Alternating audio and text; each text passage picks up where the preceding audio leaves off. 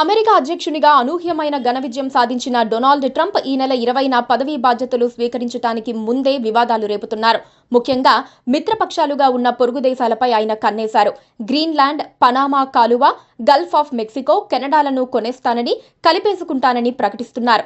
డెన్మార్క్కు చెందిన గ్రీన్లాండ్ను తాము కొనివేయగలమని, పనామా దేశానికి చెందిన పనామా కాలువను స్వాధీనం చేసుకోగలమని, గల్ఫ్ ఆఫ్ మెక్సికో పేరును గల్ఫ్ ఆఫ్ అమెరికాగా మార్చగలమని అంటున్నారు. స్వతంత్ర దేశమైన కెనడా అమెరికాలో కలిసిపోవాలని అంటున్నారు. ట్రంప్ ప్రకటనలతో ఆయా దేశాల నుంచి మాత్రం తీవ్రమైన వ్యతిరేకత వ్యక్తమవుతోంది. ఎందుకంటే అవన్నీ అమెరికా మిత్ర దేశాలు. గ్రీన్లాండ్ డెన్మార్క్లో భాగమైన స్వయం ప్రతిపత్తి గల దీవి. అది తమ రక్షణ కోసం అవసరం అంటూ ట్రంప్ దానిని కొనుగోలు చేయగలమంటున్నారు.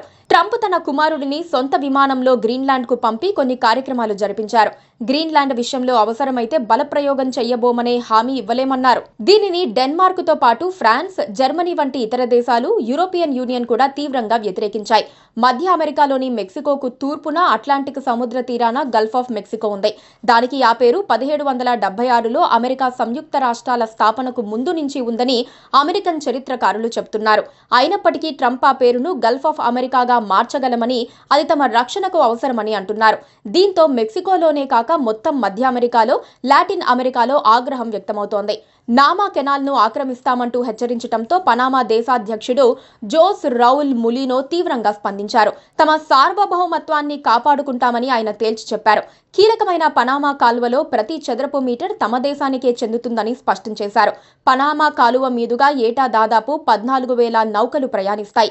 వీటిలో కార్లను మోసుకెళ్లే కంటైనర్ షిప్పులు, అలాగే చమురు, గ్యాస్, ఇతర ఉత్పత్తులను రవాణా చేసే ఓడలు ఉంటాయి. వీటికి ఎక్కువ ఛార్జీలు వసూలు చేస్తున్నారని, ట్రంప్ కాలువను స్వాధీనం చేసుకుంటానని అంటున్నారు.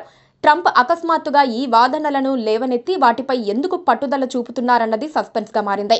వైట్ హౌస్ లోకి అడుగు పెట్టక ముందు డొనాల్డ్ ట్రంప్ అమెరికా అధ్యక్షుడు అంటే ఇలాంటి ప్రకటనలు చేయటం ఆశ్చర్యకరంగా మారింది. శత్రు దేశాల సంగతేమో కానీ మిత్ర దేశాలకు పరోక్ష వార్నింగులు ఇస్తున్నారు ట్రంప్.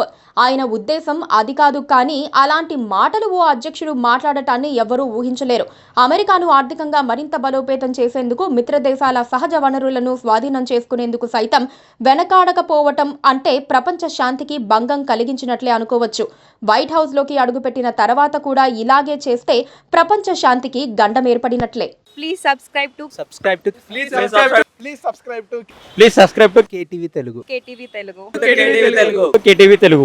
KTV Telugu channel.